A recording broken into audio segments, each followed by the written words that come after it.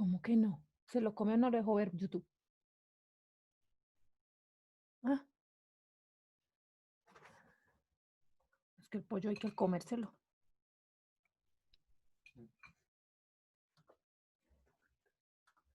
Perdón, me equivoqué. Perdóname.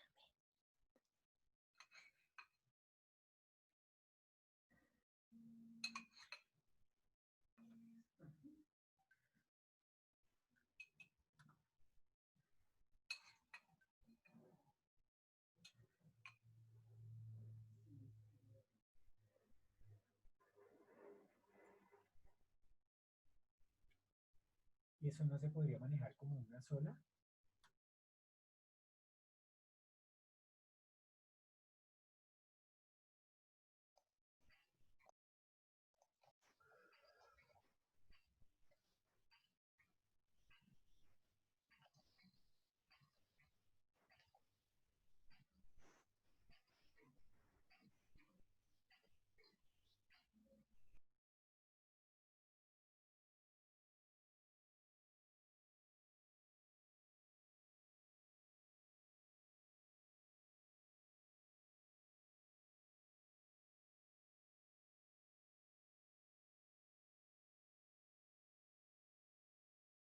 La parte de humanización y la educación, la pedagogía del estudiante y la enfermera.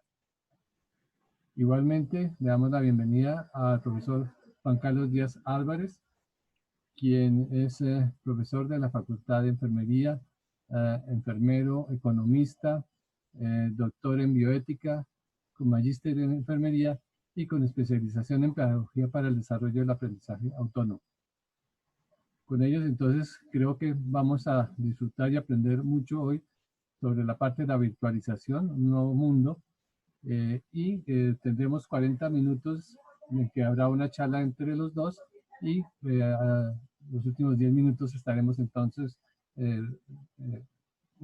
respondiendo las preguntas que ustedes nos puedan hacer por el chat. Entonces, bienvenidos todos, mil gracias. Mil gracias a la ingeniera Adriana por habernos ayudado, facilitado la sesión de hoy en la plataforma. Mil gracias. Entonces, bienvenida, profesora Luz-Nelly. Muchas gracias, profesor Amador. Es para mí un gusto poder compartir nuevamente en este curso de aprendizaje virtual significativo para las ciencias de la salud que ofrece la Facultad de Enfermería. En este momento el profesor Juan Carlos tuvo un problema con la internet, me comenta que está intentando conectarse. Entonces voy a dar comienzo a la presentación mientras él logra ingresar.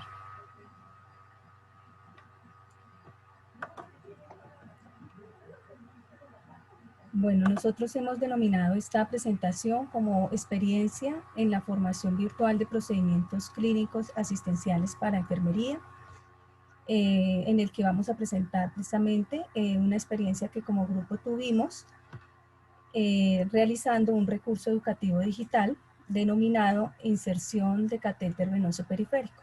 Entonces vamos a presentar esta experiencia. Este es el equipo docente que forma parte del grupo de trabajo. Está la profesora Jimena Sáenz, es profesora del grupo de cuidado crítico. La profesora Consuelo Ortiz, profesora del grupo cuidado de la salud cardiovascular. El profesor Juan Carlos Díaz Álvarez y quien les habla Luz-Nelly Rivera Álvarez, profesores del grupo de cuidado de salud de los colectivos de la línea de educación e innovación pedagógica.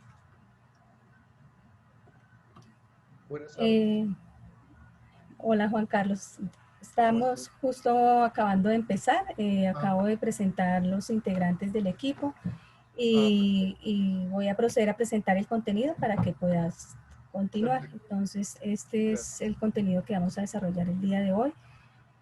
Como primer punto, pues ¿cuál es nuestro campo de desarrollo dentro de la línea de investigación de educación e innovación pedagógica? Dentro de un segundo punto, la experiencia en la formación virtual de procedimientos clínicos siguiendo el modelo de diseño instruccional ADI.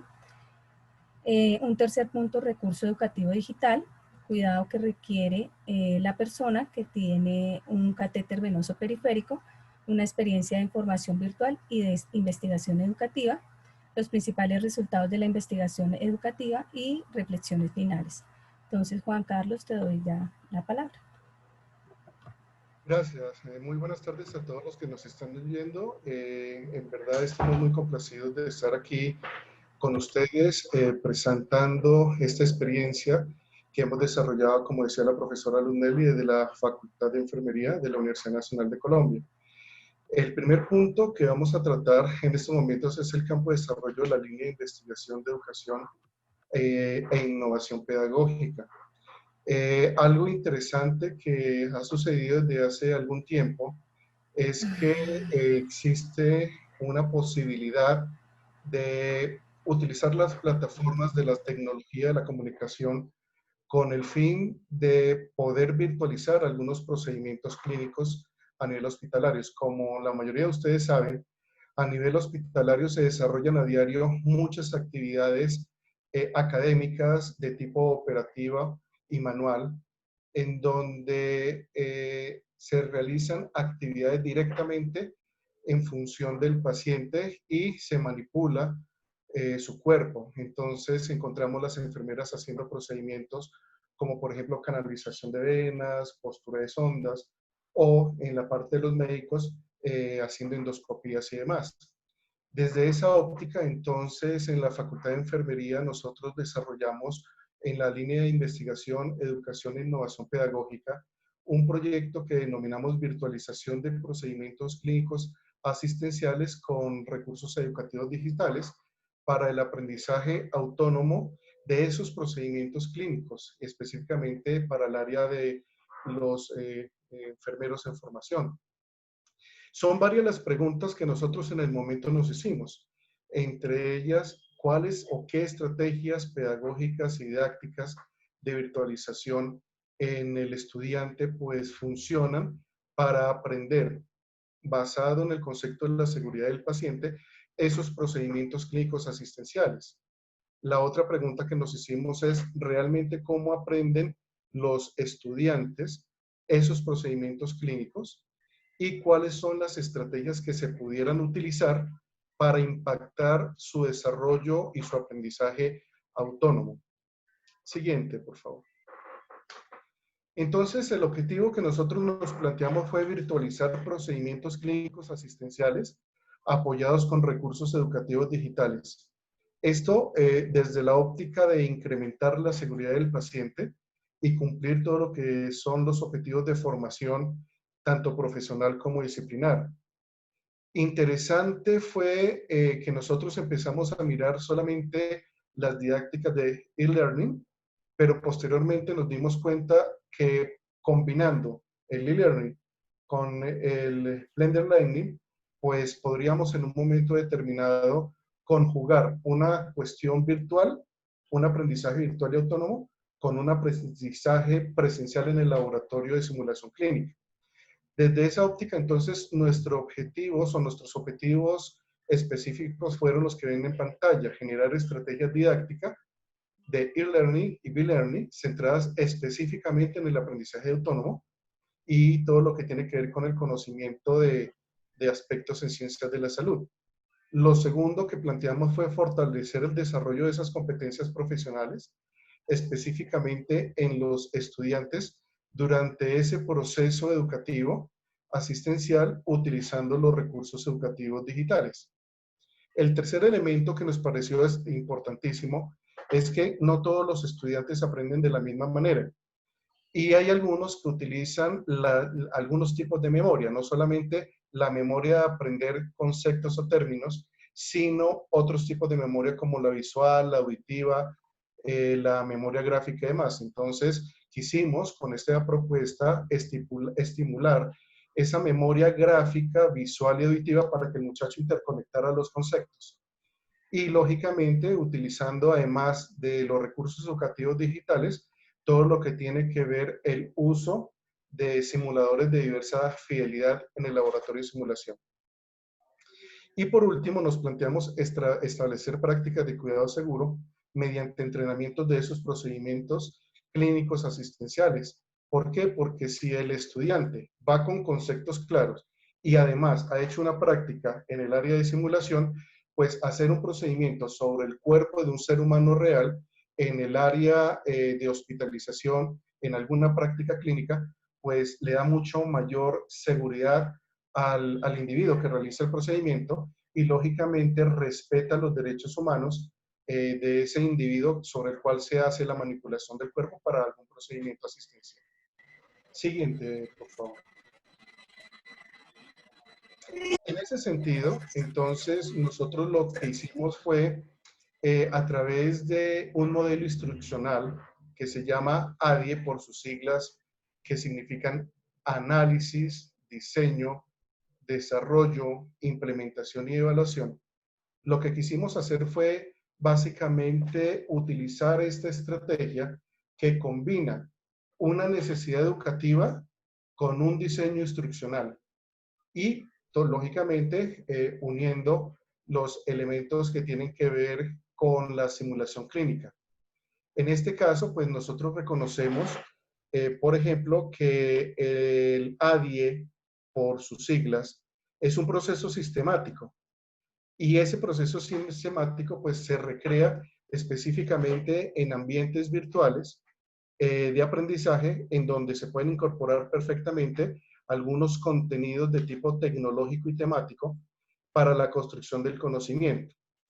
Y este concepto de diseño de instrucción o diseño tecnoinstruccional pues proviene básicamente de lo que es la psicología y algunos estudios en sociología, en donde lo importante es que este proceso combina elementos derivados de la pedagogía y el aprendizaje de contenidos propios. Siguiente, por favor. Entonces, en este momento vamos a mirar que el modelo de diseño instruccional en el mundo ha sido utilizado para apoyar con los recursos educativos digitales todo lo que tiene que ver con los procedimientos y específicamente nosotros lo utilizamos como un recurso educativo digital.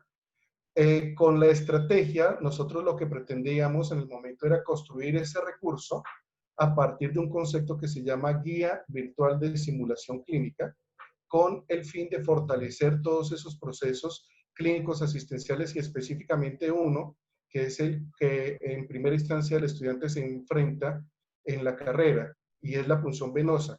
Esto aplicando, pues, lógicamente este modelo y con acompañamiento docente. Entonces ya tenemos tres elementos aquí que se conjugan.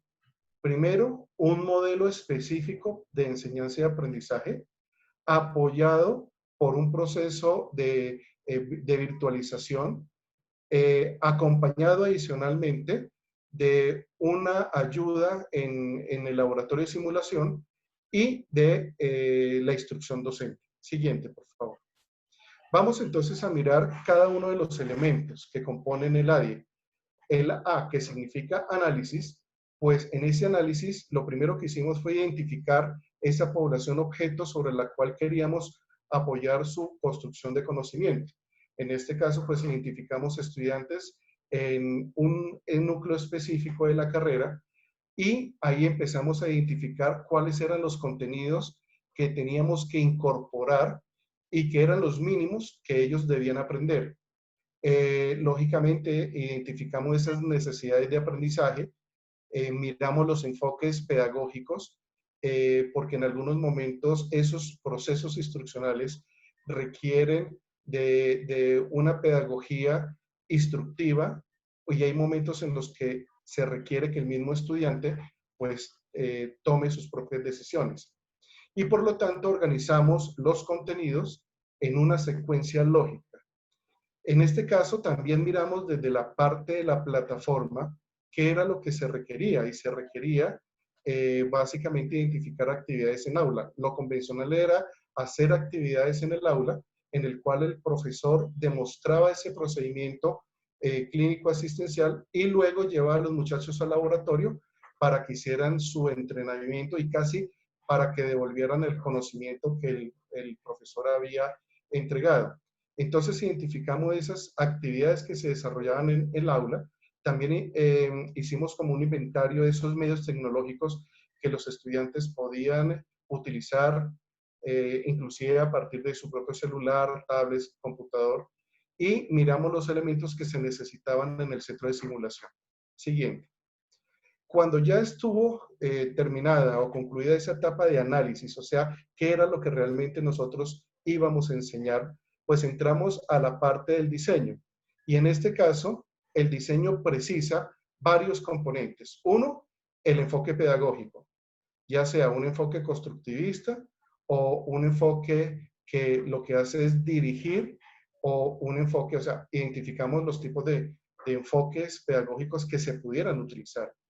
También entonces cogimos esos contenidos y los remasterizamos en una secuencia lógica. Hicimos un inventario de recursos gráficos, porque como uno de los objetivos era estimular la memoria auditiva, visual, pues necesitamos en un momento determinado identificar si necesitábamos un video o necesitábamos un gráfico o un elemento que estimulara ese sentido, esos sentidos en el estudiante. Hicimos un mapa de navegación y con la ayuda de la Dirección Nacional de Investigación, generamos los diseños de la interfaz. Esa labor sí fue ayudada mucho desde este sentido. ¿Qué precisa específicamente este diseño? Realizar en primera instancia lo que se conoce como Blender, que es, digamos, la programación de ese recurso a partir de descubrir o identificar, por ejemplo, en nuestro caso, las generalidades, identificar, por ejemplo, qué era lo mínimo que el estudiante debería conocer. En este sentido, por ejemplo, la revisión de contenidos, el recordar un poco de anatomía, el recordar algunos elementos que de alguna manera tenían que estar organizados en forma secuencial.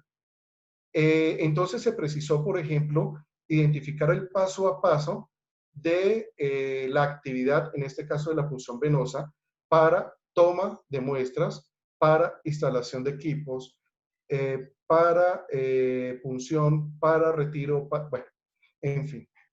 Eso en términos del diseño.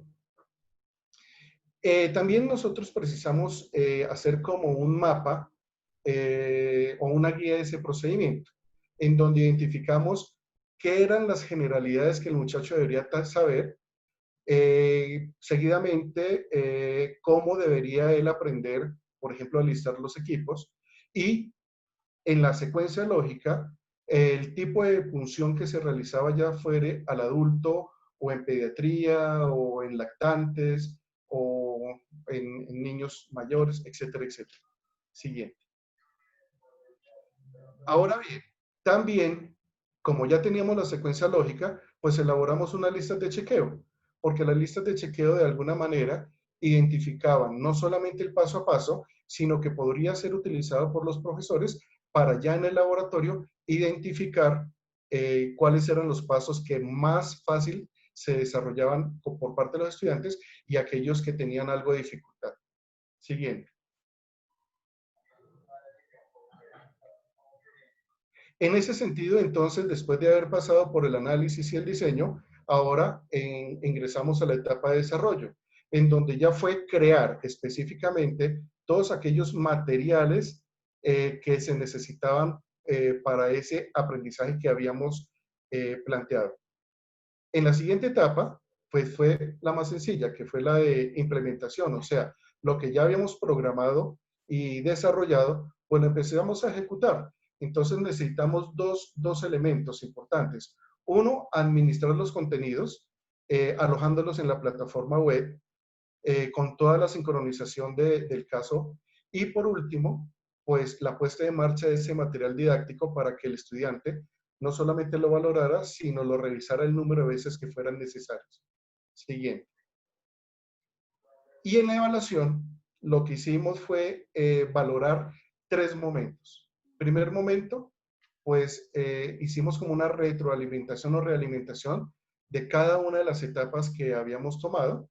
Un segundo momento donde hicimos unas pruebas específicas con los estudiantes en formación. Y un tercer momento, ejecutamos un proceso de investigación para resolver la inquietud de si esta propuesta o esta implementación de esta guía era efectiva, y en términos de esa investigación pues valoramos ese núcleo de conocimiento.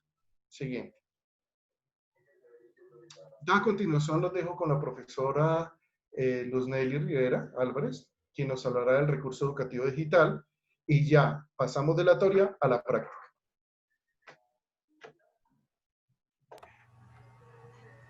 Bueno, como tercer punto entonces tenemos el recurso educativo digital, el cuidado de la persona que requiere la inserción de un catéter venoso periférico, la experiencia que tuvimos en formación virtual y en investigación educativa.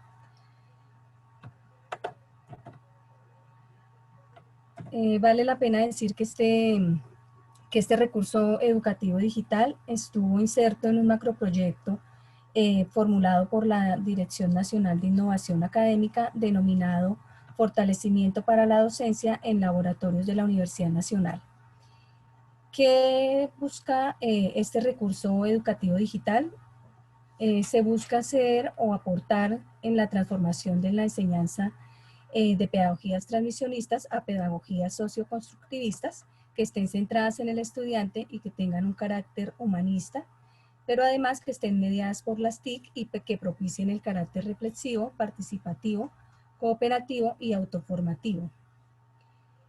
Otro aspecto muy importante es el fomento de la enseñanza basada en la evidencia disponible y en las mejores prácticas educativas conocidas. Fomentar la cultura y transformación digital en la educación superior.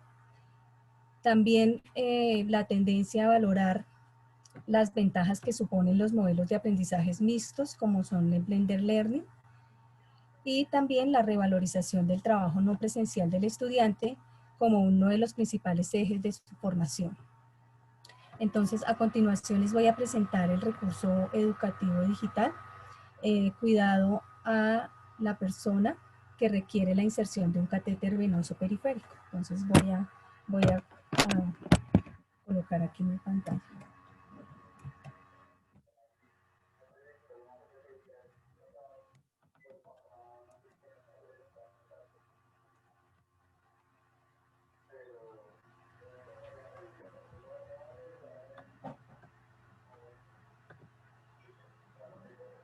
Bueno, aquí como pueden ver, esta es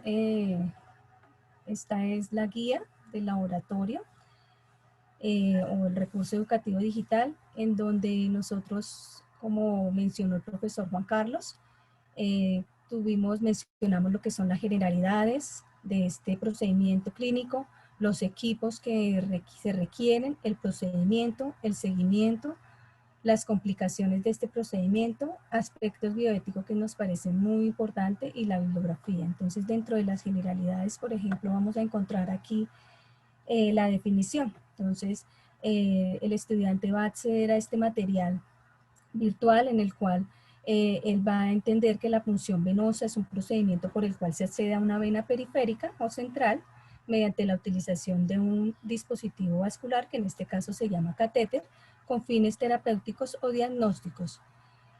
Para fines de esta guía se hace referencia exclusivamente al catéter venoso periférico.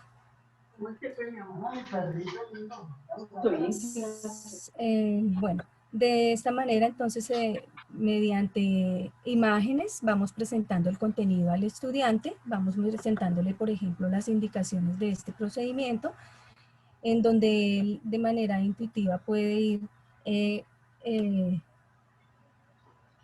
conociendo la guía. Entonces aquí les vamos dando, por ejemplo, al dar clic aquí en las indicaciones, le van a aparecer la primera indicación, que es administrar líquidos o soluciones intravenosas, e incluso los tipos de soluciones intravenosas que él va a encontrar en el medio hospitalario. Va a encontrar otro tipo de indicaciones, por ejemplo, transfundir hemoderivados, administrar infusión periférica según el límite de osmolaridad. También les presentamos aquí las contraindicaciones de este procedimiento clínico. Entonces, por medio de unos iconos como representativos que hacen que que el estudiante al dar clic le aparezcan cuáles son aquellas principales contraindicaciones que debe tener en cuenta al realizar este procedimiento. Entonces aquí le van apareciendo estas contraindicaciones, y también hay estos iconos como unos recuerdes, que son aquellos aspectos claves que queremos hacerle resaltar al estudiante durante este procedimiento clínico. En la elección de vena, pues también les mostramos a ellos pues cuáles son los factores que debe tener en cuenta para elegir el sitio de punción. Entonces, al dar clic en cada uno de estos aspectos, pues él va a revisar qué factores o qué debe tener en cuenta al momento de insertar este catéter. Los aspectos de bioseguridad que nos parecen clave, más ahora en esta pandemia en la que estamos, pues aquí les presentamos las medidas de bioseguridad que deben tener en cuenta, los elementos de protección que deben tener presentes, la estrategia de lavado de manos de la OMS. Entonces aquí el estudiante puede ir dando clic y va a aparecer una serie de videos que le va a mostrar, por ejemplo aquí, pues cómo se debe realizar este lavado de manos. Entonces si él viene y le da clic, puede visualizar. Humedezca las manos con suficiente agua. Deposite en la palma de la mano una cantidad suficiente de jabón para cubrir toda la superficie de las manos. Frótese las palmas de las manos entre sí. Frótese la palma de la mano derecha contra el dorso de la mano izquierda. Entonces, como se pueden dar cuenta, pues aquí estamos siguiendo pues las recomendaciones, en este caso de la Organización Mundial de la Salud, respecto a la estrategia multimodal de lavado de manos, y buscamos precisamente que la información que esté contenida en la guía sea información con evidencia científica. También les mostramos la disposición de residuos, un aspecto que es pues, muy importante, y pueden hacer incluso ellos unos ejercicios para verificar este proceso. Entonces, por ejemplo, aquí hay una actividad en la que el mismo estudiante, por ejemplo, puede arrastrar los desechos en la caneca correspondiente. Entonces, por ejemplo, él puede llevarla a la caneca que corresponda. En el caso de que se equivoque el sistema, como que al final le va a decir, no, está equivocado, ¿no? Al final, cuando presente, por ejemplo, este es el elemento cortopunzante. Pero al finalizar la tarea, digamos, esta actividad, él le va a aparecer allí que tiene un error. Bueno, digamos, son como actividades de retroalimentación que tiene también la guía. Dentro de los equipos, pues buscamos que los equipos le muestren los elementos que van a encontrar en su contexto clínico. Entonces, por ejemplo, aquí dentro del equipo de infusión, entonces aquí puede encontrar el macrogoteo, que es el que más empleamos en adultos para realizar este procedimiento. Y aquí, por ejemplo, vamos a encontrar que está cada una de las partes del equipo de macrogoteo, cómo se denomina cada parte. Entonces también este es un aspecto muy importante. Bueno. Y así con los siguientes dispositivos. Lo mismo en la selección del catéter, por ejemplo, están los diferentes tipos de catéter y él puede venir aquí y dar clic en uno de ellos y aquí se le da la indicación, por ejemplo, que este es un catéter que usamos para niños o adultos mayores que tienen pues sus venitas muy frágiles o que reciben tratamientos con quimioterapia. O lo contrario, si queremos mostrar aquí que es un acceso venoso que utilizamos más en reanimación, en anestesia. La selección del torniquete, y sus indicaciones y cuál es el más apropiado, cuáles sus ventajas y desventajas, y también esos recuerdos, que es lo que comentamos antes, que queremos hacer como mucho énfasis. Dentro del procedimiento, entonces va aquí el estudiante va a encontrar los diferentes tipos de procedimientos con diferentes momentos de procedimiento, desde la preparación del paciente, cuando el estudiante va a informarle al individuo que se le va a realizar este procedimiento y le pide un consentimiento informado o de acuerdo al protocolo que tenga en la institución. El aislamiento de equipos, es decir, qué debe tener en cuenta qué debe preparar para hacer este equipo, cómo debe purgar el equipo, y cómo debe realizar el procedimiento. Voy a mostrarles brevemente, por ejemplo, una purga de equipo de una extensión de anestesia. Un momento, por favor.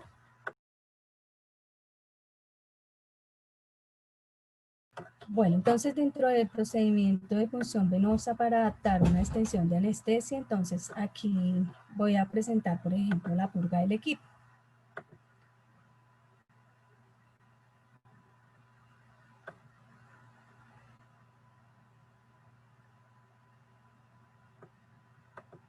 Tome la jeringa e insértela en el puerto de la solución. Llene con solución salina la jeringa.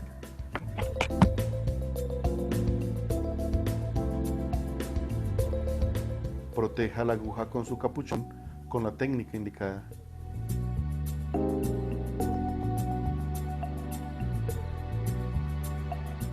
Tome la jeringa, retire la aguja y la tapa del puerto de la extensión de anestesia.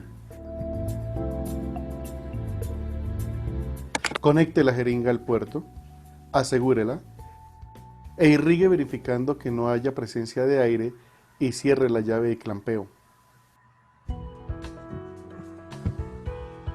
Sesquicentenario. Bueno, este es un ejemplo de, por ejemplo, este procedimiento de purga del equipo cuando tenemos que usar una extensión de anestesia. Aquí, por ejemplo, vamos a ver los líquidos endovenosos.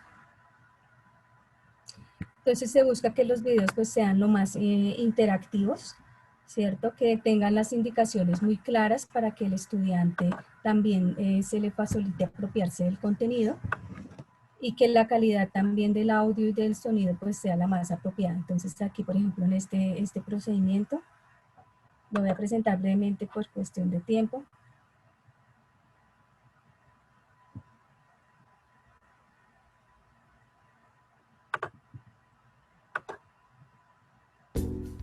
Tome el catéter seleccionado. Maneje el catéter según las instrucciones del fabricante. Recuerde rotar el mandril a 360 grados. Traccione la piel hacia abajo para fijar la vena. Informe al paciente sobre la punción inminente y solicite su colaboración. Introduzca el catéter con el bisel hacia arriba en ángulo de 15 a 30 grados. Observe el retorno de sangre, disminuya el ángulo del catéter y aváncelo, retirándolo simultáneamente del mandril. Retire el torniquete. Deseche este elemento en el contenedor. Conecte el equipo de infusión.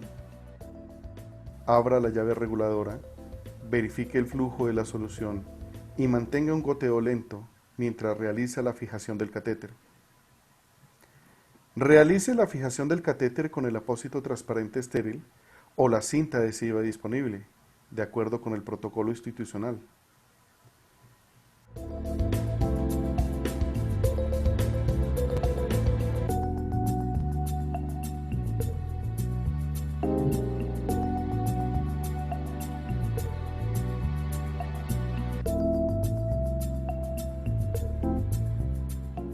Rotule el apósito transparente estéril con la fecha y hora de inserción, calibre del catéter y nombre de la persona responsable.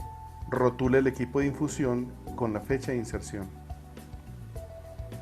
Rotule la solución endovenosa según protocolo institucional.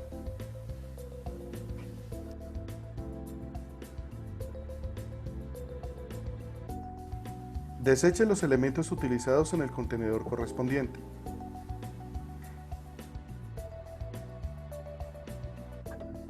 Informe al paciente que el procedimiento ha terminado y edúquelo para el cuidado del sitio de inserción. Realice la...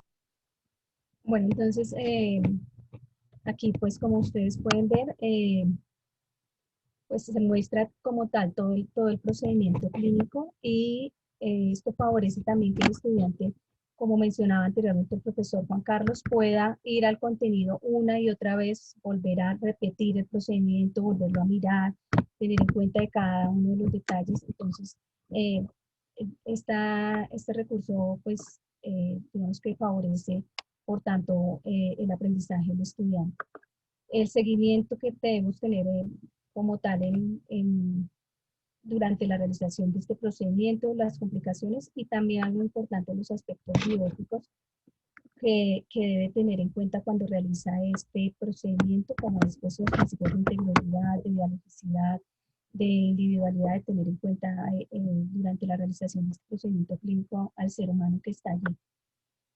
Y los registros de enfermería, donde también el estudiante puede hacer unas notas, unos registros de enfermería, hacer una evaluación respecto a este proceso. Bueno, este sería entonces como tal el recurso educativo digital que realizamos con apoyo de la DNIA.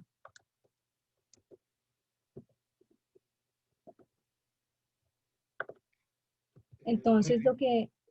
¿Perdón? Disculpe, no sé si me permites un momentico. Sí, sí, claro. Como los que están participando en este encuentro han podido identificar, entonces utilizamos un diseño instruccional en donde lo primero que identificamos fue cuál era la población a la cual nosotros íbamos a impactar y qué elementos realmente necesitaban ellos para en un momento determinado poderlos apoyar desde la pedagogía.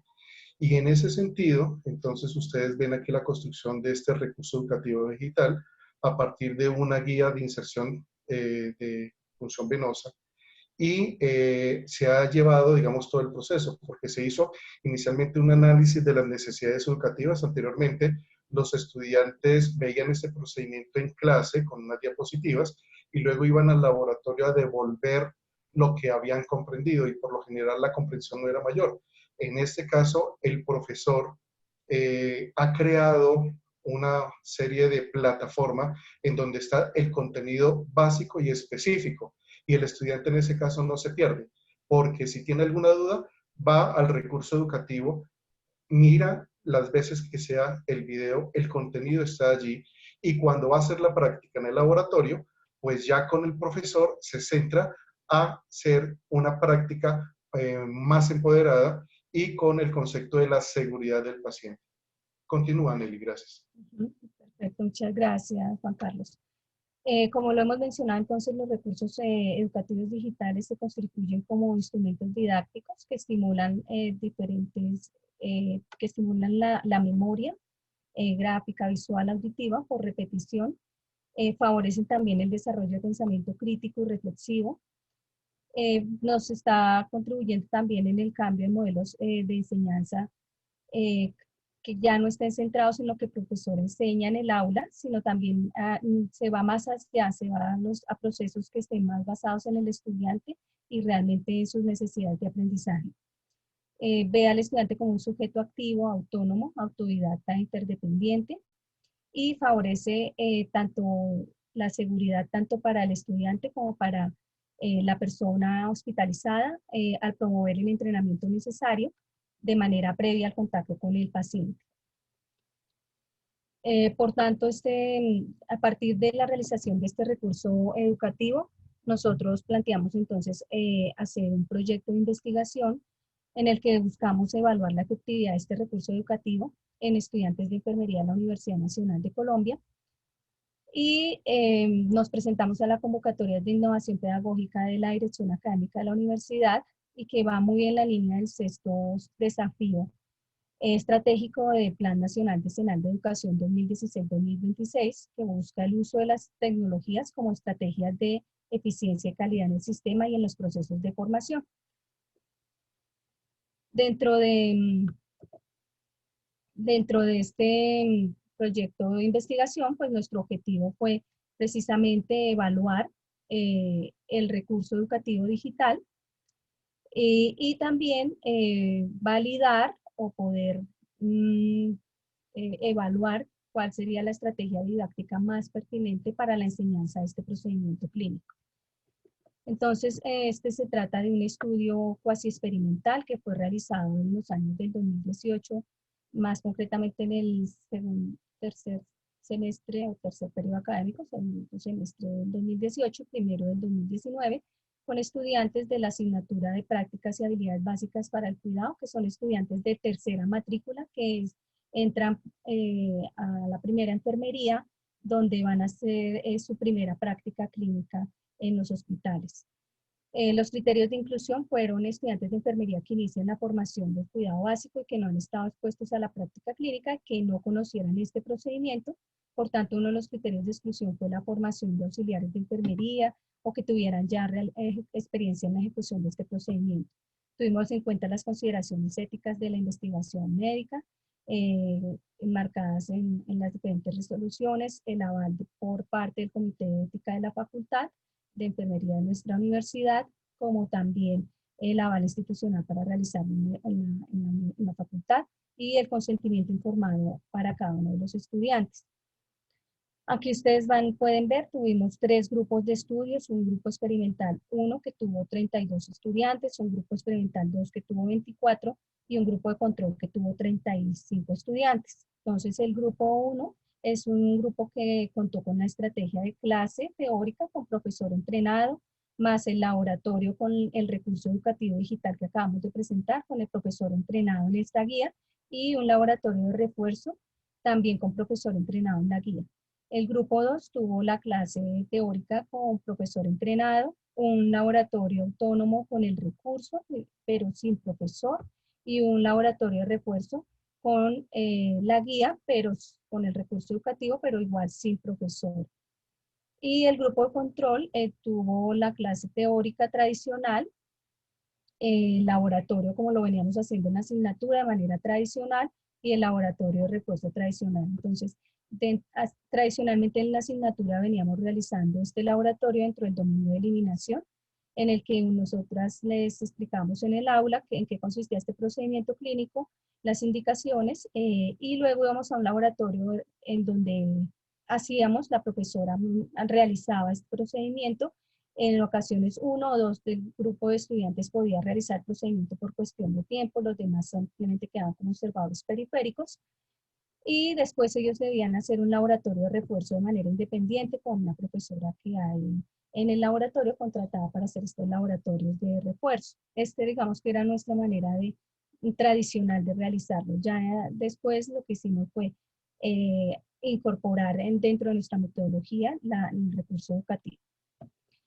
Los instrumentos que nosotros empleamos, entonces, para las mediciones fue una prueba de conocimientos de 16 preguntas, en las que incluimos preguntas de bioseguridad, de indicaciones, contraindicaciones, selección de vena, equipos y procedimientos, prácticamente las mismas, evaluamos el mismo contenido que había en el recurso educativo digital, con un puntaje de 5 puntos y la aplicación de la prueba de 15 a 20 minutos. Luego una lista de chequeo de habilidades procedimentales. Para esto nosotros previamente grabamos a los estudiantes en 2 oportunidades realizando el procedimiento clínico y esta lista de chequeo lo que hacía era verificar precisamente que se cumplieran precisamente los pasos que se requieren para la ejecución de este procedimiento dentro de la preparación del paciente, el alistamiento del equipo, la purga del equipo y el procedimiento. Esta lista de chequeo fue diligenciada por los investigadores una vez obtuvieron las videograbaciones. Entonces, dentro del procedimiento, muy rápidamente, voy a explicarlo por cuestión de tiempos. Están aquí los 3 grupos, como pueden ver. Se hizo una medición primera, que es una prueba de conocimientos, luego se tuvo su clase teórica y después de la clase teórica hicimos unas pruebas post-test. Luego, previa al laboratorio, entonces también hicimos nuevamente una prueba de conocimientos, se desarrolló el laboratorio, allí después del laboratorio hicimos las videograbaciones, la primera videograbación, y después de que el estudiante se grabó realizando el procedimiento de manera autónoma, realizó una prueba de conocimiento y posteriormente nosotros como investigadores evaluamos esa videograbación, que es lo que llamamos la lista de chequeo 1. En el laboratorio de refuerzo, entonces es igual, el estudiante participó en sus laboratorios de refuerzo y posterior a ello se hizo una segunda videograbación en la que también se visualizó con una lista de chequeo y que al finalizar también de esta videograbación el estudiante realizó una prueba de conocimiento. Dentro de los principales resultados de investigación, entonces aquí en esta tabla estamos viendo un cuadro, una tabla comparativa entre las mediciones de las pruebas de conocimiento. a nivel intergrupal, pero también a nivel intragrupal. Y aquí podemos ver cómo, por ejemplo, en el grupo 1, que era el grupo que usaba el recurso educativo digital, en el pretest antes de la clase teórica, por ejemplo, tuvo una media de 1,8, una mediana de 1,9, pero al finalizar la intervención, sus resultados fueron de 4, una media de 4 y mediana de 4,1. En el grupo 2, entonces vemos, por ejemplo, que pasó de una media de 2,3 en la primera prueba a una mediana de 3,7.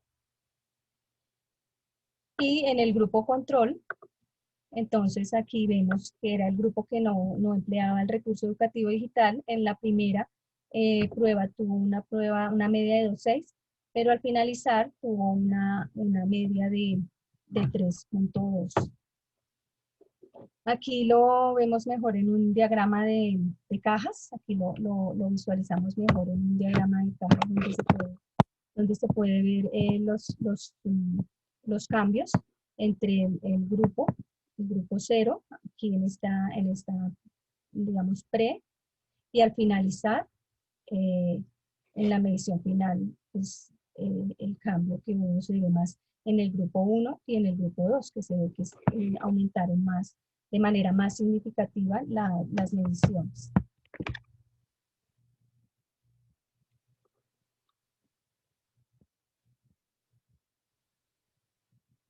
Aquí uno de los hallazgos es que el uso del recurso educativo digital en simulación para el aprendizaje del procedimiento clínico, pues permite un mejor rendimiento académico grupal. En la siguiente tabla y siguiente diagrama vamos a presentar la habilidad procedimental a nivel también de mediciones de los intergrupos.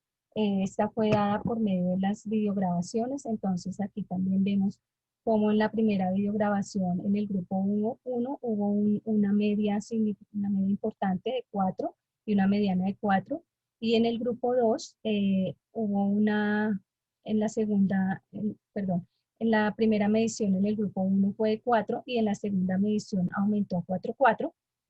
En el grupo 2 la primera fue de 3,5, la segunda de 3,9 y en el grupo de control se ve que los resultados fueron mucho más bajos, una media de 2,4 con una media de 3, que estos fueron los grupos, este fue el grupo que no usó el recurso educativo digital. Y aquí también lo podemos ver como en este diagrama, como en la primera medición, los grupos 1 y 2 tienen valores más altos en comparación al grupo 0, sin embargo, el grupo 2 incluso aún es más bajito que el grupo 1. Y aquí aumentan considerablemente en las mediciones, en las segundas mediciones, las medias realizando este procedimiento. Lo vemos aquí en el grupo 1 y 2 que tiene una mejoría. En el grupo control también hay una mejoría, pero no logra ser tan importante como lo vemos en el grupo 1 y en el grupo 2. También hicimos unos grupos focales para valorar los resultados. Pues también queríamos saber la experiencia del estudiante con este recurso y encontramos que ellos veían positivo la disponibilidad permanente del recurso, que estaba la información de manera precisa, concisa, y que les ofrecía también mucha seguridad y confianza en la información que estaba allí. Ofrecía muchos beneficios y ventajas para su aprendizaje y les gustaba a ellos llegar preparados para practicar en el laboratorio de simulación. También que aprenden mucho por comparación y contrastación con los videos cuando ellos hacían el procedimiento. Ya dentro de las reflexiones finales, pues entonces los hallazgos indican que el recurso educativo es efectivo por sí solo y significativamente mejor cuando este se usa con el acompañamiento de un docente entrenado en este procedimiento clínico y les permite incrementar también tanto el conocimiento teórico conceptual como la habilidad procedimental. En la primera medición, en la primera medición el grupo control inició en ventaja frente a los grupos experimentales en la prueba de conocimiento teórico conceptual. Sin embargo, con el desarrollo de las intervenciones, los otros grupos, grupo 1 y 2, los experimentales alcanzaron y superaron en los puntajes al grupo control, lo que podría indicar un mayor efecto del recurso educativo en el aprendizaje. Con relación a la habilidad procedimental, pues los grupos experimentales iniciaron con mejores resultados que el grupo control, los cuales se incrementaron al finalizar la intervención con diferencias estadísticamente significativas. La intervención tradicional tuvo efecto positivo, sin embargo, no superó a los grupos experimentales que recibieron las intervenciones diseñadas para este estudio. Otra reflexión es que los resultados del estudio evidencian que estrategias didácticas basadas en el blended learning, es decir, estas estrategias que combinan el acompañamiento docente en la clase teórica, en la simulación clínica, pero también el uso de recursos educativos digitales, favorecen el cambio de modelos de enseñanza centrados en lo que el profesor enseña hacia aquellos que estén más centrados en el estudiante y en su aprendizaje, trascendiendo así hacia pedagogías más socioconstructivistas, mediadas por las TIC y que favorezcan en el estudiante su aprendizaje, su autonomía, su autogestión y el acceso y la disponibilidad a los redes. Y por último, aquí se amplía para futuros estudios en los que se pueden explorar la adherencia de los estudiantes a estos contenidos del recurso educativo al finalizar la formación del pregrado, evaluar la transferencia del conocimiento obtenido en el recurso al entorno clínico y continuar con la construcción de recursos educativos digitales que faciliten procesos de enseñanza y aprendizaje en los procedimientos clínicos de enfermería. Muchísimas gracias por la atención.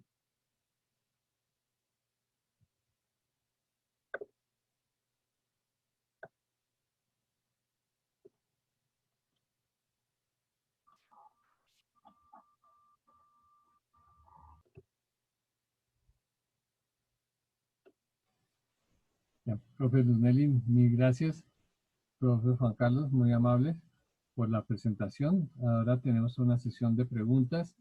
Las pueden hacer de viva voz o por el chat.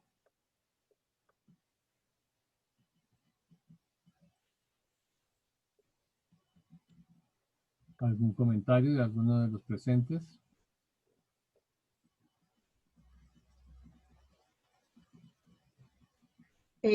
Roberto, yo Sí, Leo. quisiera preguntar si previo a esta pandemia y a esta situación que estamos viviendo, habían utilizado algún recurso como los que mostraron ahora o solamente lo han utilizado en esta etapa de receso presencial, por así decirlo.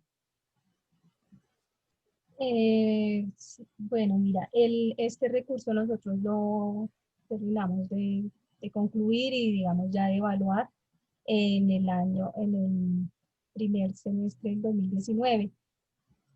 Por tanto, los estudiantes de nuestra asignatura en el 2019-2 pudieron contar con este recurso educativo digital.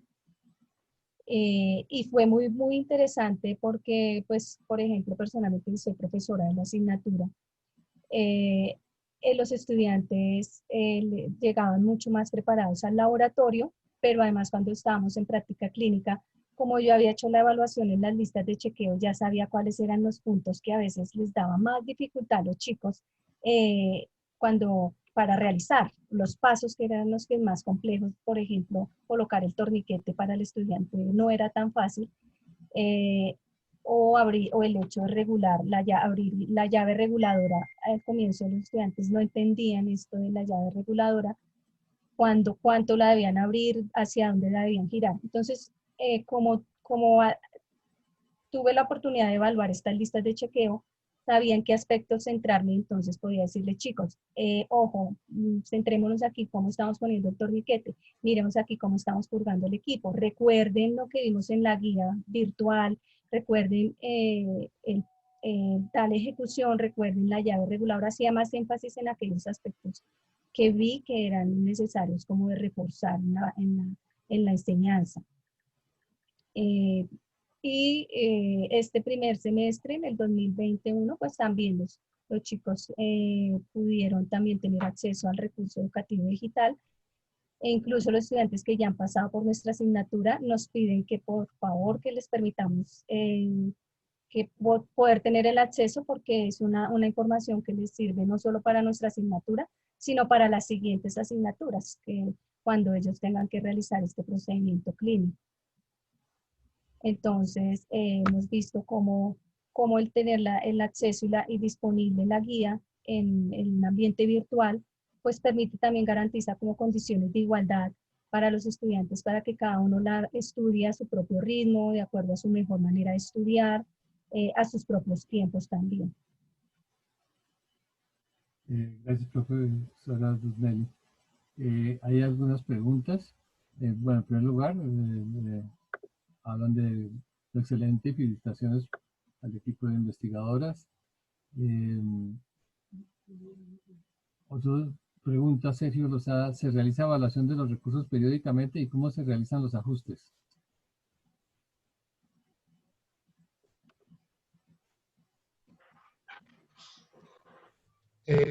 Respecto a esa pregunta es interesante porque inicialmente este sistema tiene que ser revisado periódicamente en virtud de los cambios tecnocientíficos que puedan aparecer. En ese sentido, pues estos recursos deberán ser valorados y evaluados en el tiempo para poder hacer los ajustes correspondientes, porque si ustedes se dieron cuenta, allí está desde la pedagogía conductista el desarrollo del paso a paso, pero también desde la visión de la pedagogía constructivista están unas decisiones que el estudiante debe tomar centradas en la necesidad del usuario. Por lo tanto, en la medida que vayan apareciendo nuevos elementos que se pueden vincular a esto, pues esta guía se va a ir utilizando y pues lógicamente tendrá que ser soportados los ajustes respectivos. Además que este es un proyecto solamente con un procedimiento clínico asistencial y en enfermería hemos hecho un inventario de 62 procedimientos clínicos que aún nos hace falta poder virtualizar. Gracias, profesor Juan Carlos. También nos preguntan ¿quién suministró el apoyo logístico para las grabaciones de cada uno de los estudiantes y qué costo tuvo? Bueno, pues como les comenté en la presentación, contamos con el apoyo de la dirección académica bajo la convocatoria de innovación pedagógica. Prácticamente que esos recursos, los recursos con los que se contó, la financiación que tuvimos allí, pues fue la que nos soportó todos estos tipos de gastos, de materiales, de insumos, contratación de apoyo técnico para algunas grabaciones, consecución de equipos. Fue prácticamente fue a partir, y también pues muchas estudiantes de corresponsabilidad también nos apoyaron a veces en las grabaciones, o sea, buscamos que los recursos no fueran muchos porque tampoco la convocatoria daba muchos recursos, si mal no recuerdo, lo que nos daba 20 millones, creo. Entonces también tuvimos que ajustarnos al presupuesto que nos daba la convocatoria. Nelly, yo fui la que hice esa pregunta, soy Nora Madiedo. Mira, sí, señora. Me llamaba la atención pues porque tú sabes que casi todo lo que se quiere ver que se hace en la parte, digamos, que tiene que ver con pacientes, sea por cualquiera de las áreas de la salud, se utiliza la cámara de Gesell. Entonces yo veo que aquí de alguna manera usaron lo que ahora todo el mundo quiere o usa, que son las cámaras de sus teléfonos. O porque tú me dices que los estudiantes ayudaron, o ustedes tuvieron su cámara, cada estudiante se necesitaba en determinado tiempo para poder hacer ese video, él no se sentía como pues filmado a la hora de la verdad. Eso es lo que yo quiero saber. Vale, la que parte todo eso logística. influye. Sí, la parte logística. Bien. Es una parte que requirió muchísima planeación. Nosotros adquirimos videocámaras. Ahora mismo no recuerdo el número, creo que teníamos alrededor de 3, 4 videocámaras y la Facultad de Enfermería tiene una cámara de Gesell, entonces podíamos hacer, digamos que 5 videograbaciones al tiempo. No fueron grabaciones hechas con celular, no, fueron grabaciones hechas con videocámaras. Y segundo, los estudiantes de corresponsabilidad nos ayudaban, era como precisamente hacer nuestros camarógrafos, en ese sentido, Ah, era que ya. ellos nos ayudaban, pero ¿por qué un estudiante de corresponsabilidad y no nosotros? Porque primero, pues el hecho de que fuera un par ayudaba precisamente al estudiante que está siendo grabado a bajarle un poco la tensión, pues ya nos Ujú. conocen como profesores y les va a dar más miedo, los van a generar tensión, entonces como para generar este efecto del observador. Entonces eran compañeros, estudiantes, incluso podía ser de cualquier carrera, independiente, no. También hubieron estudiantes que quisieron, que estaban interesados en el proyecto, un estudiante de maestría que le gustó mucho el proyecto también nos apoyó. Ujú. Y también tuvimos estudiantes de trabajo de grado que estaban haciendo trabajo de grado en nuestro proyecto de investigación, entonces también nos apoyaron, nos aportaron bastante. Y siempre antes de la grabación, pues precisamente los estudiantes que grababan les decían tranquilos, no, les daban como, les bajaban como la tensión, mi papel aquí simplemente es de cámara, no, algunos decían pues no conozco el procedimiento, no te podré colaborar en lo que requieras, entonces la idea es que tú lo realices de manera autónoma, y en el consentimiento informado también esto se les aclaró. O sea, siempre se trató como de bajar esa tensión en el joven, en el estudiante. Oye, pues los felicito. Fuera de eso, con 20 millones, ustedes hacen milagros para todo eso que hicieron. Los felicito sinceramente. Excelente, excelente. Muchas Eh, gracias. Gracias. Y gracias, algo Nora, que, por la pregunta. Eh, al- y algo que quisiera sí, complementar, profesor. profesor, disculpe si me da la Siga, opción, siga. Sí. y es que también pues en toda esta cuestión de planeación que nos tomó bastante tiempo y de organización, pues también respecto a los camarógrafos, que eran los estudiantes que eran asignados a esta actividad, pues tuvimos que hacerle una serie de entrenamiento, porque no era el hecho de grabar por grabar, sino que teníamos que ver el detalle del procedimiento, Claro. en el sentido de que como ya tenemos una lista de chequeo previamente que identificaba el paso a paso y la secuencia, pues ellos tenían que hacer paneo en primer plano, paneo en segundo plano, para poder en un momento determinado que ese video quedara muy bien, en el sentido de que pudiéramos los evaluadores poder determinar si el estudiante hizo o no el procedimiento. También utilizamos, nosotros tenemos una cámara GESEL, también la utilizamos como un recurso adicional, pero básicamente más fue el esfuerzo de esas cámaras periféricas que nosotros teníamos y Sí. pues sí, con esa cantidad de dinero pues realmente reconocemos que hicimos un proceso de optimización importante. Gracias, profesor. Muy interesante y muy bueno. Nos preguntaban que cuánto tiempo se necesitó hacer el estudio, hacer la red. ¿Cuánto tiempo aproximadamente en horas de trabajo fue el empleado para la realización del red? Pregunta Marta Cecilia Díaz. Realmente no tenemos, digamos, un inventario de un tiempo límite.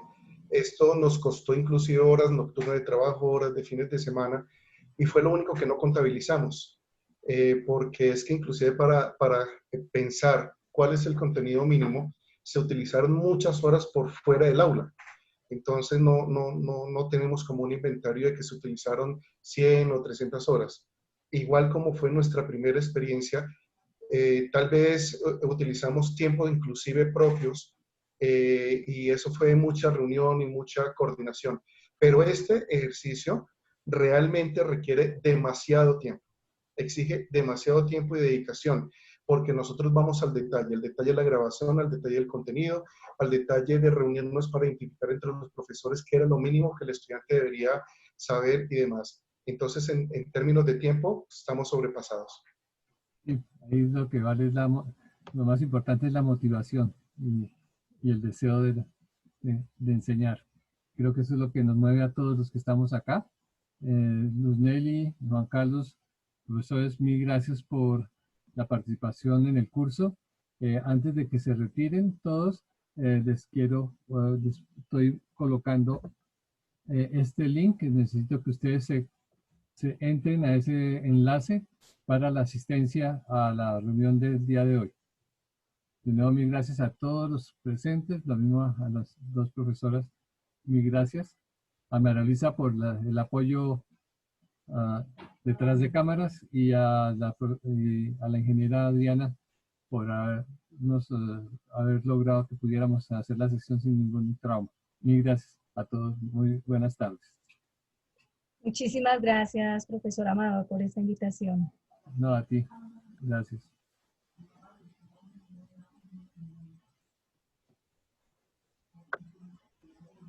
Muchas gracias a la Facultad de Enfermería y a todos los presentes a pesar de las dificultades tecnológicas. Acá estamos. Feliz tarde. Y aquí está todo el grupo de apoyo pedagógico apoyándonos. Mil gracias. Gracias, Donali. Doctor Amador, Sí, yo tengo una pregunta. Yo soy Diana Martínez, soy Sí. profesora de cirugía plástica.